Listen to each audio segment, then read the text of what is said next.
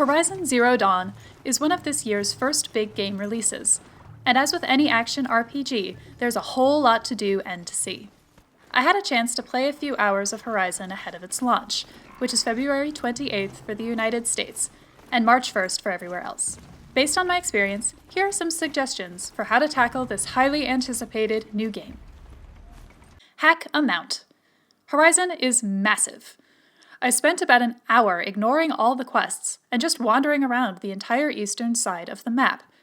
It took about a whole day of in-game time. And that was only about a third of the entire game world. There's loads more that I didn't get to see.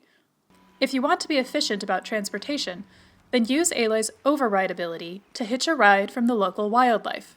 It's a much faster way to cover ground, or to avoid an aggressive watcher. Your mount will also fight by your side, and it has a melee attack that you can control while you're riding. But it does have limited health, so don't get too attached to your first pet. It won't be around forever. As you get more powerful, you'll be able to hack more types of machines. Personally, I'm looking forward to riding a robo-reindeer. Ride a tallneck. You've probably watched this exchange happen in the official trailers already. It's still really cool to do it yourself. Sadly, you can't use the tallneck as a mount, but that's not to say they aren't useful. Once you've hopped up onto the Millennium Falcon-style head and overridden the machine, you'll gain more visibility on your map, and show some points of interest to investigate. These massive contraptions show up as icons on your compass, so it's not hard to quickly open up big chunks of the map to explore. Look at the mountains. Horizon is chock full of pretty.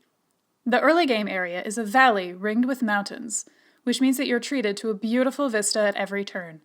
Whether the weather is golden sunshine, dreary rain, or moody green twilight, Horizon is just gorgeous. Even when I wasn't following the story, I really enjoyed roaming. Guerrilla Games has an incredible art team, and I'm excited to have more time to leisurely poke around the ruined buildings overgrown with vines, or to take down those forbidding mechanical outposts. Hang out with Jared Leto's doppelganger. Seriously, tell me that's not him. He's even got the eyeliner. Okay, so maybe Nil isn't really the multi-talented Hollywood star, but he's just one of the interesting characters you meet in Horizon.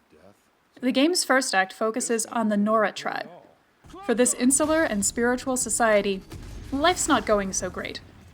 Nobody really understands the machines or the forces controlling them.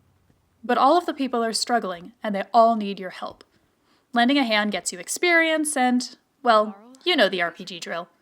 So make friends with everyone. You'll level up quick, and you'll learn more about the many mysteries of this world. Level up your stealth skills. The combat in Horizon has a heavy emphasis on tactical thinking. You'll need to take stock of each herd of machines from a distance, pissing off those pesky watchers from their patrol paths. Or if you're approaching a bandit camp, you'll need to sweep through silently to avoid raising the alarm and calling reinforcements. All of the skills in the 3 branches of the perk tree have benefits, but the ones that focus on stealth and quieter attacks will be most useful in the early stages of the game. Keep up with crafting. Horizon doubles down on crafting, and making those upgrades whenever you can will do positive things for your quality of life in-game. It's a more streamlined gear system than many other RPGs, where you'll make broad upgrades, rather than boosting the stats by a fraction of a percent on your gloves or your bow. Crafting is also how you obtain most of your ammunition. Fortunately, natural resources are plentiful, so make it part of your routine to stock up on the different plants and herbs as you play. And enemies, even the common ones, will usually drop useful stuff, so it's not hard to maintain a steady supply of your ammo of choice. That's critical, because if you're up against something tanky, you may need to throw a bunch of resources at it, and you definitely don't want to be out of tools when a giant cyber turtle is charging you. Get explosive with fire arrows.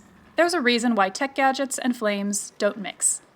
Aloy's weapons are all cool hybrids of simple and advanced technologies, but I most enjoyed the fire arrows.